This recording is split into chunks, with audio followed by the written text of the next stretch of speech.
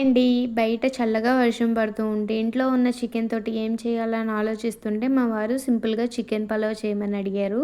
సింపుల్‌గా ఎలా చేయాలో మీకు కూడా చూపిస్తాను వచ్చేయండి. ఒక గిన్నె తీసుకొని ఆయిల్, నెయ్యి వేసుకొని బిర్యానీ స్పైసెస్ వేసి ఒకసారి వేయించుకోండి. అవి వేగిన తర్వాత ఉల్లిపాయ ముక్కలు, పచ్చిమిర్చి వేసి ఉల్లిపాయలు మగ్గిన తర్వాత కట్ చేసి పెట్టుకున్న టొమాటో ముక్కలు, పుదీనా, కొత్తిమీర వేసి ఒకసారి వేయించుకొని ముందుగా మ్యారినేట్ చేసి పక్కన పెట్టుకున్న చికెన్ అనేది వేసుకోండి. చికెన్‌లో కొంచెం పసుపు, ఉప్పు, కారం, అల్లం వెల్లుల్లి పేస్ట్ వేసి ఒక హాఫ్ అన్ అవర్ పాటు మ్యారినేట్ చేసుకుంటే చికెన్ అనేది త్వరగా కుక్ అయిపోతుంది.